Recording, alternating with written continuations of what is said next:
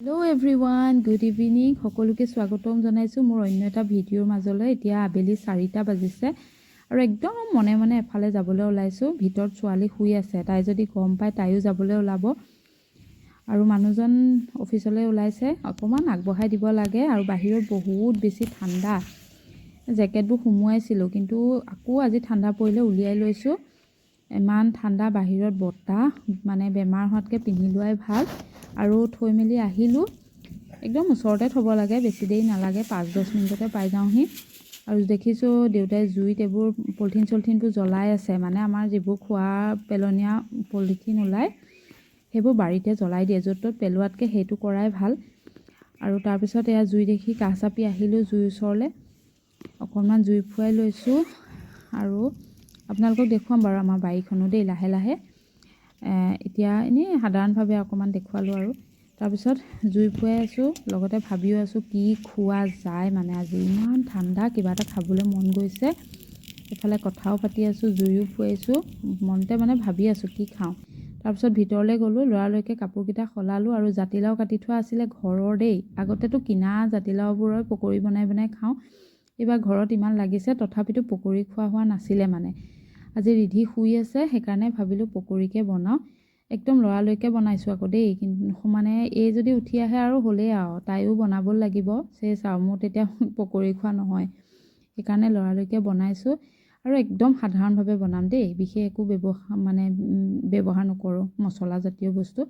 এনেকৈ পিহনা এখনত মিহি মিহিকৈ পিহি লৈছোঁ, তেতিয়া খাবলৈ ভাল হয়।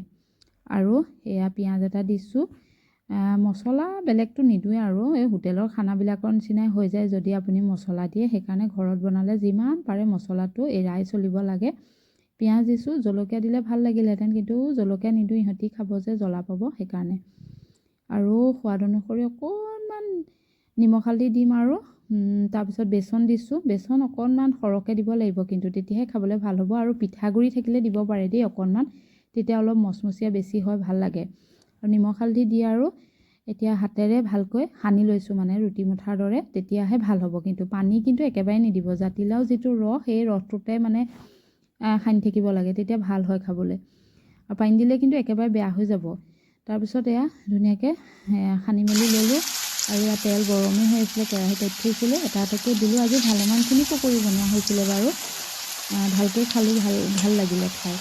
আৰু আপোনালোকে কোনে কোনে এনেকৈ খাই মোক কমেণ্ট কৰি জনাব, আৰু কোনে কোনে ভাল পায় সেইটোও জনাব। মোৰ কিন্তু এনেকুৱা ধৰণৰ বস্তুবোৰ ভাল লাগে, আবেলি মানে খাই ভাল পাওঁ চাহৰ লগত। তাৰপিছত চাহ একাপ খালোঁ, কিন্তু হ'লেও আকৌ এবাৰ খাব লাগিব। পকৰিখিনি বনাই লৈছোঁ আৰু ছোৱালী শুই আছে, এইটো সুবিধাটোতো ল'বই লাগিব। যিসকলৰ ঘৰত সৰু ল'ৰা ছোৱালী আছে তেখেতসকলে গম পায়েই আৰু কিমান বেছি অসুবিধা হয়। আৰু ইফালে পকৰিকেইটা দেখি কাৰ কাৰ লোভ লাগিছে জনাব দেই কমেণ্ট কৰি। তাৰপিছত পকৰিখিনি আনিলোঁ, আনি ধুনীয়াকৈ চাহ একাপো বনাই লৈছোঁ দেই। এবাৰ খালোঁ তথাপিতো আকৌ খাইছোঁ। তাৰপৰা এয়া ল'ৰা আহিলে, তাৰ লগত দুইটাই একদম লেকচাৰ মাৰিছোঁ। ইমান বেছি মাথা বিষ নহয়, তথাপিতো আৰু কিবা দুটা এটা কথা পাতিছোঁ। চাহৰ লগত ভাল লাগিছে পকৰিটো খাই।